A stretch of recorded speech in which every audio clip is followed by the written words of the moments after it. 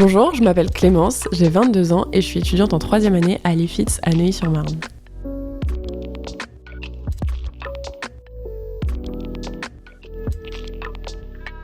L'étudiant expert, un podcast original de l'IFITS.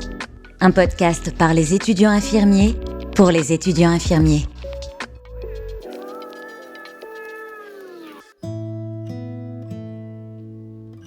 Moi j'ai fait un stage qui s'est mal passé, j'étais en 2e année de formation, semestre 3. C'était un stage qui a duré 7 semaines et j'étais en maternité de nuit. Épisode 1.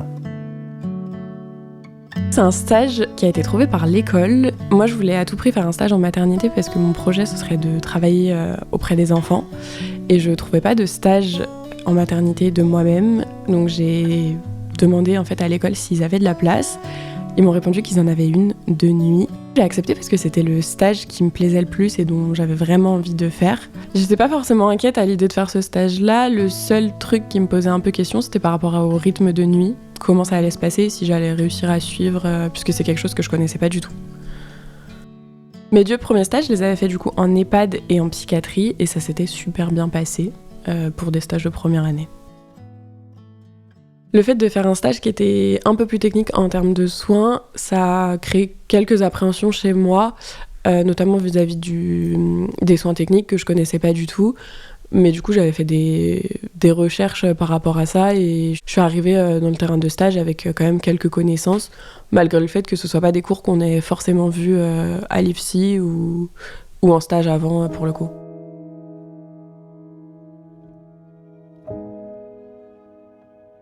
Alors moi, du coup, le premier jour où je suis arrivée, j'ai été accueillie par ma tutrice, l'infirmière qui était censée être ma tutrice à la base. Donc ça s'est super bien passé, elle m'a présenté le service, je lui ai parlé directement un peu de mes appréhensions par rapport au rythme de nuit, que je connaissais pas du tout. Et elle m'a dit que je m'habituerais à force de faire des nuits, mais que forcément ça allait être un peu compliqué puisque c'était la première fois que j'avais un rythme soutenu comme ça et en décalé complètement. Par rapport aux soins, la spécificité, c'était surtout qu'il y avait beaucoup d'enfants qui étaient scopés. C'est surtout, j'étais en suite de couches, donc il n'y a pas forcément de... On ne sait pas forcément à quoi s'attendre, ça dépendra du nombre d'accouchements qu'il y a dans la nuit, de la façon dont se passent les accouchements aussi, parce que ça peut très bien se passer comme ça peut être très compliqué pour les mamans comme pour les enfants. Et au final, j'ai appris aussi que nous, en tant qu'infirmières, on n'était pas vraiment dans les soins auprès des enfants, mais plus auprès des mamans.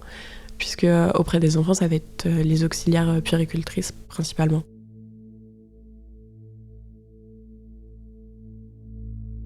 Alors, du coup, mon stage, il a commencé à déraper à partir du moment où ma tutrice était en arrêt maladie. Donc du coup, j'ai été supervisée par une autre infirmière que j'avais vue quelques nuits. Donc tout mon roulement a changé. Donc déjà, ça fallait s'adapter aussi. Et en fait, la tutrice avec qui j'étais, c'était pas dans ses plans de devoir m'encadrer. Elle m'a vite fait comprendre que je faisais jamais assez bien. Dès que je posais une question, elle me disait d'aller faire mes recherches toute seule parce que là, elle a pas le temps de m'expliquer. Elle me demandait ce que j'avais fait dans mes précédents stages parce que c'était pas normal pour elle d'arriver en 2e année et de n'avoir quasiment jamais fait aucun soin technique. Par exemple, j'avais jamais fait de prise de sang. Là, j'ai dû en faire sur des mamans, sur des bébés. Sur des bébés, c'est encore plus technique que sur un adulte. Donc ça la choquait, entre guillemets, que j'ai jamais pratiqué de soins techniques comme ça. Malgré le fait que je lui avais expliqué les stages que j'avais fait avant, les soins que j'avais réalisés et ceux que j'aimerais réaliser dans ce stage-là. Parce que pour moi, c'était aussi l'opportunité de découvrir plein de soins techniques et de progresser à ce niveau-là. J'avais ce sentiment de pas être à ma place. Au départ, je pensais que ça pouvait être un peu subjectif parce que même moi, le fait qu'on me change de tutrice, est-ce que c'est pas moi qui étais un peu fermée à l'idée là, sachant que ça se passait plutôt bien avec ma première tutrice. Elle me l'a vite dit et très vite fait comprendre que en fait, elle était pas prête à m'encadrer, qu'elle c'était pas prévu dans son planning, qu'elle aimait pas forcément ça, mais qu'on lui avait imposé et qu'elle était un peu contre, mais qu'elle avait pas le choix. Donc elle me laissait en fait un peu faire les soins en autonomie, mais des soins que j'avais pas forcément vus, puisque c'était la première fois que je voyais autant de soins techniques. Par exemple, elle m'a laissé faire beaucoup de sondages urinaires, mais en me le montrant une fois. Pareil auprès des bébés, elle m'a fait faire plein de soins que je maîtrisais pas forcément et j'avais beau lui dire fallait quand même que je les fasse parce que j'étais en stage pour travailler, donc c'était très compliqué.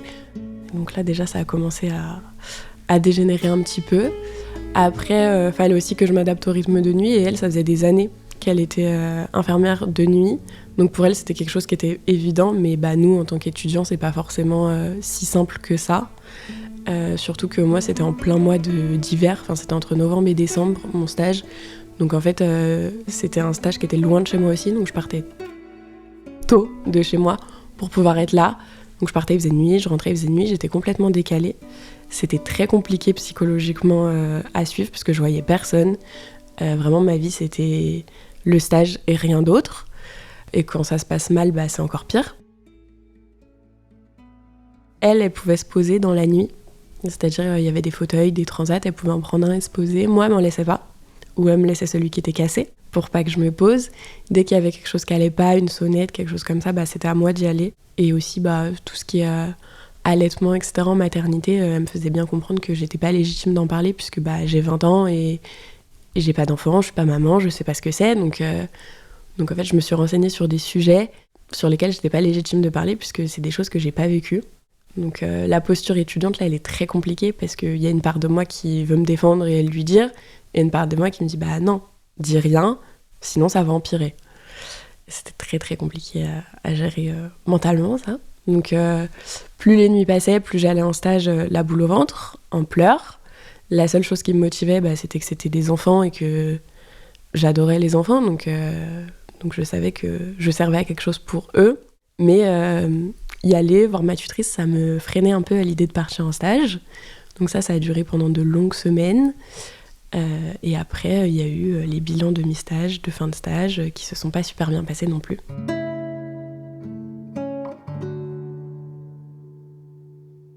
Mon bilan de mi-stage, je suis arrivée en début de nuit en lui disant voilà, on est à telle date de mon stage. Est-ce qu'on pourrait faire le bilan de mi-stage ? Parce que là, on est quand même dans la moitié. Et ce serait bien aussi que j'ai un aperçu de ce qui est bien dans ma pratique et ce que tu attends de moi en mieux, puisque je sais que je peux progresser, je suis qu'en début de deuxième année, je suis ouverte aux critiques, là-dessus, il n'y a pas de souci. Et donc elle m'a dit oui, pas de souci, on va faire ton bilan de mi-stage cette nuit, on a le temps.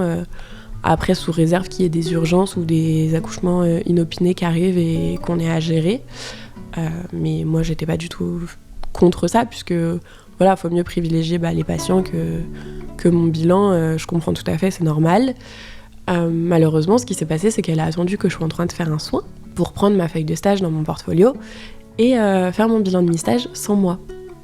Donc en fait, elle m'a reproché des choses sur mon bilan de mi-stage, face auxquelles j'ai pas pu me justifier, puisque j'étais pas là quand elle a fait mon bilan. Et je me suis retrouvée face au fait accompli, un peu en posture de savoir est-ce que je lui en parle en lui disant nous à l'école on nous dit de faire le bilan en étant présent, mais en attendant c'est fait, on peut pas revenir en arrière, comment ça se passe, pourquoi elle me reproche telle chose, alors que j'ai potentiellement de quoi me justifier derrière. Et en fait elle a rien voulu entendre.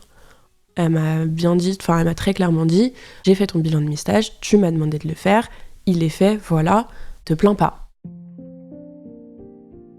J'ai eu un retour à l'école qui s'est passé avant mon bilan de mi-stage, puisqu'en fait, quand j'ai eu mon retour à l'école, ma formatrice m'avait demandé si j'avais eu mon bilan de mi-stage, et en fait, je lui ai expliqué qu'avec mon roulement, je l'avais pas encore eu, mais que j'allais l'avoir le lendemain ou le surlendemain de mémoire.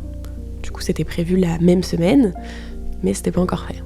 Quand je suis revenue pour mon APS, j'en ai discuté avec ma formatrice un petit peu en lui expliquant que voilà, ça se passait pas forcément bien. Après, pour l'instant, c'était que le début. Il y a eu bien pire après. Mais voilà, en me disant, t'en discutes avec elle, si ça va pas, tu m'appelles. Moi, je pourrais voir ce que je peux faire pour t'aider, pour essayer d'améliorer les choses. Parce que c'est une situation qui est pas normale et que tu devrais pas avoir à vivre en tant qu'étudiante. Voilà, après, à voir, suivant aussi mon bilan, comment ça se passe, comment ça évolue, parce que, encore une fois, ça peut être juste une observation qui est subjective de ma part, et au niveau du bilan, elle va être hyper gentille, hyper bienveillante, et je peux avoir de très bonnes surprises. Ce qui n'a pas été le cas, du coup, mais Forcément, subjectivement, ce qu'on ressent, ça va impacter aussi notre posture, notre attitude vis-à-vis de l'autre. Véronique Pichard, coordinatrice de promotion. Parce qu'en effet, quand on ne se sent pas forcément accepté, entendu, apprécié en tant qu'étudiant, il y a des étudiants qui vont essayer de tout faire pour que ça aille mieux.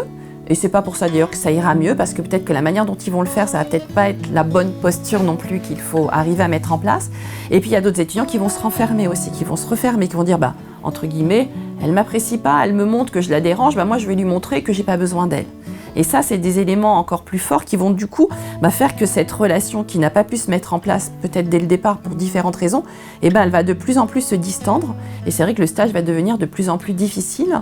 Et pour l'étudiant, qui du coup va vivre son stage de manière très contrainte, qui va y aller la boule au ventre, et puis l'encadrement aussi, du coup va retrouver une posture d'étudiante qui va renforcer en effet son attitude de se dire « Ah bah oui, cet étudiant, franchement, je vais pas perdre du temps avec lui, on voit qu'il n'est pas intéressé par ce qu'on fait », alors que c'est simplement un mécanisme de défense de la part de l'étudiant qui se protège parce qu'il pense que c'est la meilleure attitude à adopter et qu'il n'arrive pas à réfléchir à la situation.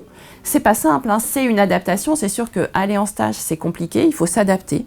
Et malheureusement, même si aussi la structure et les personnes qui nous encadrent doivent aussi s'adapter à nous, à notre parcours, à tout ça, nous, on a une part, en tant qu'étudiants, d'adaptation qui est nécessaire et que peut-être que le formateur référent de suivi pédagogique peut accompagner cette adaptation qui n'est pas toujours aisée. Du coup, quand j'ai eu ma feuille de mi-stage, la chose que j'aurais dû faire et que j'ai pas faite, ça aurait été de me retourner vers l'école et d'en rediscuter. Chose que j'ai pas faite parce que je me suis dit que c'était un bilan de mi-stage, que je pouvais m'améliorer, que ça pouvait être mieux. Parce qu'en soi, oui, j'avais quelques petites remarques, quelque chose à améliorer au niveau de ma pratique, de mes soins, de ma façon de faire certains gestes techniques que je maîtrisais pas encore à 100%, mais ça c'est normal aussi au moment de ma formation. Du coup, non, j'en ai pas parlé à l'école, chose que j'aurais dû faire avec le recul et que je regrette un peu quand on y pense. Mais non, au début, je me suis dit ça passera. Peut-être que cette nuit, elle était pas forcément dans son assiette ou que voilà, et que ça a pas aidé parce que le travail de nuit, c'est dur psychologiquement et peut-être qu'elle était juste pas bien aujourd'hui. Donc j'essaie de lui trouver des excuses alors que en fait non, ce qu'elle a fait c'était pas normal. Elle aurait dû faire mon évaluation avec moi. Je lui en ai parlé en lui disant mon évaluation on aurait pu la faire ensemble, au moins pour comprendre pourquoi tu me reproches telle ou telle chose. Et elle a rien voulu entendre, encore une fois, mais moi je me suis dit que j'avais fait ma part des choses en lui disant un peu ce que je pensais et que ça lui passera et que ça pouvait pas être pire que ça, dans tous les cas.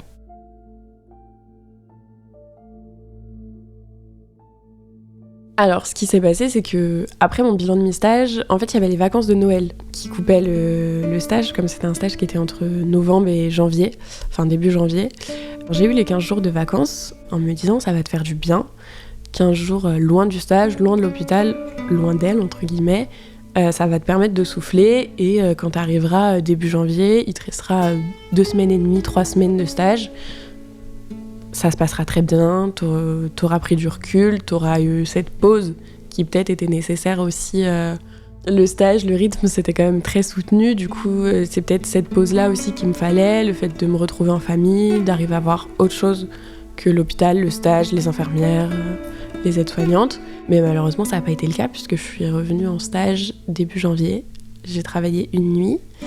Et j'ai été en arrêt maladie le lendemain pendant une semaine, puisque mon corps me disait stop, le rythme c'était pas possible. J'y allais toujours la boule au ventre, j'avais envie d'être là sans vraiment en avoir envie. Et c'était très compliqué. Quand je travaillais pas, je pleurais, quand j'allais au stage, je pleurais. C'était très très compliqué à gérer. Du coup, moi j'ai été arrêtée parce que la nuit où j'ai repris mon stage après les vacances de Noël, en sortant de nuit, au moment de me changer dans les vestiaires, j'étais avec une autre étudiante, mais auxiliaire puéricultrice. Et en fait, on discutait et je l'ai regardée, je lui ai dit là, je vais couper court à la discussion parce que faut que je file aux toilettes, j'ai envie de vomir. Mais vraiment, c'était plus fort que moi, fallait que j'y aille. Donc ça s'est passé, mon trajet retour a été très compliqué. Je me suis dit que je laissais passer du coup la journée et je devais retravailler le soir, mais que en dormant la journée, ça allait passer et que j'avais peut-être trop mangé la veille ou peut-être un coup de froid, etc. Mais en fait, en me levant pour aller travailler, Je me suis levée dans un état de panique. Je ne voyais rien. J'avais une vision qui était complètement floue, des acouphènes et des maux de tête à n'en plus finir. Je me suis réveillée nauséeuse aussi. Et en fait, j'ai vite compris que non, là, ça allait pas être possible ce soir. Donc au départ, je me suis un peu motivée, je me suis préparée. Enfin, je suis allée jusqu'à la gare en me disant ça va passer, il faut juste que tu prennes l'air. En fait, une fois arrivée à la gare, j'ai failli tomber dans les pommes au beau milieu sur le quai. Je me suis dit non, là c'est trop, au bout d'un moment, il faut que tu t'écoutes, il faut que tu écoutes ton corps. C'est pas possible, tant pis pour ce soir. J'ai essayé d'appeler la cadre qui m'a pas répondu, donc j'ai envoyé un mail qui a été vu le lendemain matin ou très tard dans la nuit, je ne sais plus. Mais voilà, j'ai prévenu, j'ai envoyé un mail aussi à l'IFSI que j'avais mis en copie en disant voilà, moi là ce soir je peux pas, j'irai voir mon médecin demain, on verra ce qu'il en est, mais là pour ce soir non, c'est compliqué. Et fallait mieux pas. À ce moment-là, du coup, l'école s'inquiète pas plus que ça. Je suis potentiellement en arrêt maladie, donc ils le notent pour les heures d'absence en stage.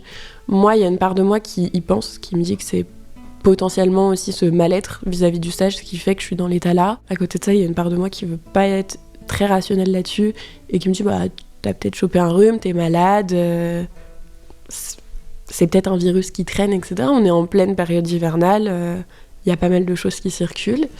Le lendemain, je vais du coup voir ma médecin qui me suppose au départ une petite gastro, rien de bien grave, mais qui voit quand même sur mon visage que je suis pas hyper bien, j'ai une mine qui est un peu triste, etc. Donc en fait, on en discute entre nous, je lui en parle, je lui explique ce qui se passe, je lui dis que je suis en rythme de nuit, donc que c'est peut-être ça, et elle me demande comment ça se passe. Donc là, à ce moment-là, je me livre, je craque, je pleure encore une fois, et elle me dit non, là, je t'arrête pas juste pour aujourd'hui et demain, comme ce qui était prévu, juste pour la petite gastro, je t'arrête pour la semaine complète. Tu reprends quand à travailler sur ton roulement? Donc je reprenais le lundi. Elle me dit je t'arrête jusqu'à dimanche soir, tu reprendras lundi tranquillement, et puis si tu t'en sens pas capable, tu m'appelles lundi et on reprolonge. Donc moi le lundi je me dis il te reste 2 semaines de stage, donc comme j'étais en 12 heures, il me restait 4 ou 5 nuits. Tu vas y aller, tu vas tenir, ça va bien se passer, tu vas leur montrer de quoi t'es capable, tu vas pas leur montrer que ça t'affecte et que voilà, tu vas leur montrer que t'es plus forte que ça.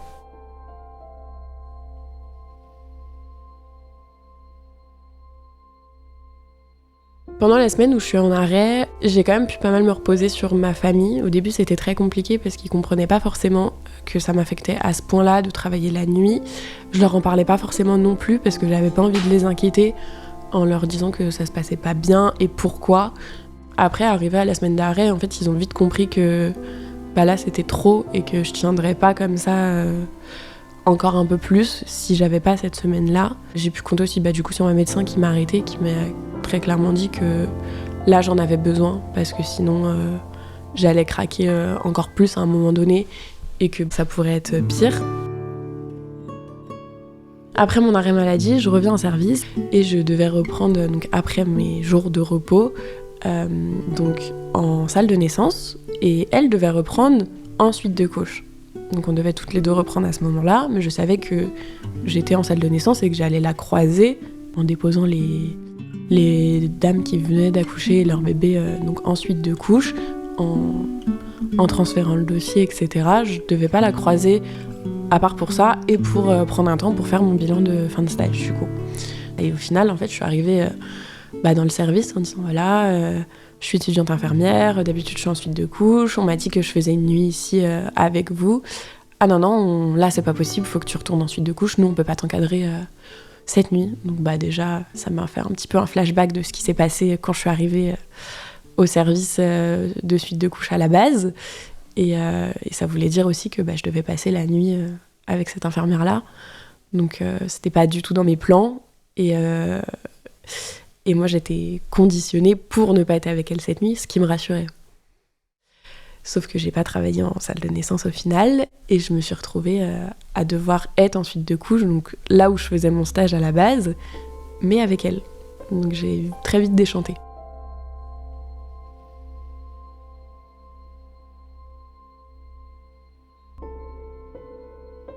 Elle m'a très bien fait comprendre qu'en fait mon arrêt était un peu bidon et que je voulais juste pas venir parce que j'avais pas les épaules pour gérer. C'est encore mis une pièce et c'était très très compliqué. Et après, elle était en arrêt. J'apprends que du coup je serai avec une infirmière intérimaire cette nuit-là et la nuit d'après, puisque elle était en arrêt maladie et c'était valable pour les 2 nuits où on devait travailler cette semaine-là. Et non, ça se passait très bien. Surtout avec une, parce que j'en ai vu du coup 2 autres infirmières à ce moment-là. Et il y en a une avec qui ça se passait très bien, où je pouvais poser mes questions. Si j'avais besoin d'aide, elle m'aidait. Elle m'expliquait des soins techniques que j'avais jamais vus non plus. Donc je travaille les 2 nuits-là avec des infirmières différentes à chaque fois, avec qui ça se passe plutôt bien, qui avait reçu la consigne de sa part de tenir un petit carnet, une petite feuille à jour avec ce que je faisais toutes les nuits où elle n'était pas là, comment je le faisais, ce qu'elle pensait de moi et ce qu'elle me reprochait ou ce qu'elle trouvait positif chez moi. Ce papier, j'étais pas du tout au courant qu'il tournait jusqu'à mon bilan de fin de stage, où en fait je terminais mon stage le vendredi, la nuit du vendredi au samedi, où elle devait être là et n'était pas là puisqu'elle était malade, et où j'ai reçu un mail en me disant puisque je ne suis pas là ce soir, tu reviendras dimanche soir pour faire ton bilan de fin de stage. Sauf que j'étais censée avoir fini mon stage, donc je suis quand même allée pour avoir mon fin de stage en me disant ça mettra un point final à ton stage et tu sauras à peu près ce qui a été dit sur toi, de positif ou de négatif. Du coup, je me suis déplacée le dimanche soir. Donc j'avais rendez-vous à 19h30. Je suis rentrée chez moi, il était 23h30. En fait, elle m'a pris dans le bureau de la cadre avec du coup ce fameux papier. Elle m'a fait mon bilan de fin de stage qui n'a pas été du tout concluant puisqu'elle m'a mis en non acquis certaines compétences sans trop savoir pourquoi non plus, puisqu'elle n'était pas là, elle s'appuyait sur le papier et sur ce qu'elle avait vu de moi. Donc en fait, elle m'a reproché des choses qui étaient vraies pour certaines, pour d'autres, je voyais pas trop en fait d'où ça pouvait partir, mais j'étais arrivée à un point où j'avais plus forcément envie de me défendre non plus, en me disant laisse-la parler, elle pense ça, écoute, toi t'as fait ton stage, t'as fait ta part des choses, dans tous les cas tu sais très bien que ton stage il est pas validé et que tu devras le refaire, donc essaye de mettre un point final à ce chapitre-là très vite, plutôt que souffrir encore et que ce soit encore très dur pour toi psychologiquement. Donc elle m'a fait mon bilan de fin de stage, elle m'a du coup validé 1 ou 2 compétences, mais il n'y avait pas beaucoup de validés, il y avait beaucoup de à améliorer ou non acquis. Et puis ce qui m'a surtout marqué et qui me marquera toujours, c'est les mots qu'elle a employés quand elle m'a regardé droit dans les yeux en me disant « Mais tu sais, je te dis pas ça pour te faire pleurer, je te dis ça pour que t'en aies conscience et pour que tu t'améliores. » Donc quand elle m'a dit ça, je me suis dit c'est pas si malveillant que ça, il y a quand même une part de bienveillance, c'est pour moi, pour que j'améliore ma pratique, etc. Et vient la fin du bilan, où elle me dit mais tu sais, au fond, je trouve que t'es pas faite pour être infirmière et que tu seras jamais une bonne infirmière. Donc là, c'était très compliqué.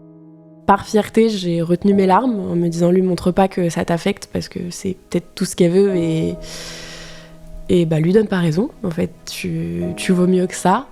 Mais le retour chez moi était très très compliqué. J'ai pleuré dans les transports, ça a été très très compliqué à gérer.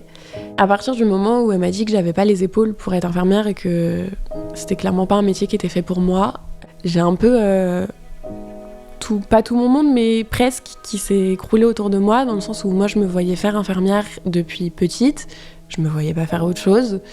Donc ça a été très compliqué, ça m'a fait me remettre beaucoup en question, essayer de comprendre pourquoi elle me disait ça alors que moi j'en avais pas le sentiment et que je me sentais à ma place quand même, malgré le fait que ça s'était mal passé, je me sentais à ma place auprès des mamans, auprès des enfants. Et sa phrase, elle a trotté pendant très longtemps dans ma tête. Je la voyais me répéter que en fait je ferais pas une bonne infirmière et que fallait mieux arrêter le carnage tout de suite et que j'étais pas faite pour ça et que ça servait à rien. J'avais ma médecin aussi qui m'avait fait comprendre que si je coupais pas et que je faisais pas une vraie pause, ça allait potentiellement être moi qui allait être à la place de patiente en fait dans quelques temps, parce que psychologiquement ça a été très dur et que dans le pire des cas en fait je me retrouvais potentiellement en psychiatrie parce que ça allait pas. Donc quand on a 19-20 ans et qu'on entend ça, ça fait un choc, à tel point que je me suis retrouvée à interrompre ma formation, Voilà, avec le recul, maintenant, je me dis que c'était peut-être la meilleure des choses à faire et que j'en avais besoin.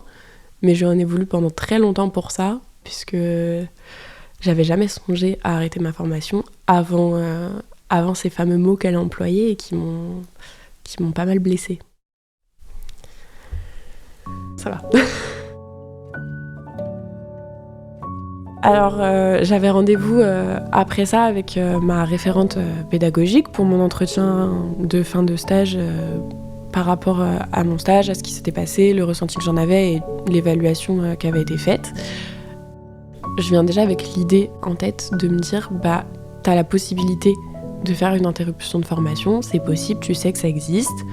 J'ai vu tout ça donc avec ma formatrice, qui était Madame Pichard à l'époque. Je lui ai tout expliqué, elle a été extrêmement bienveillante, elle m'a écoutée, parce qu'on a repris du coup tout mon stage, on a débattu, je lui ai exprimé mon ressenti.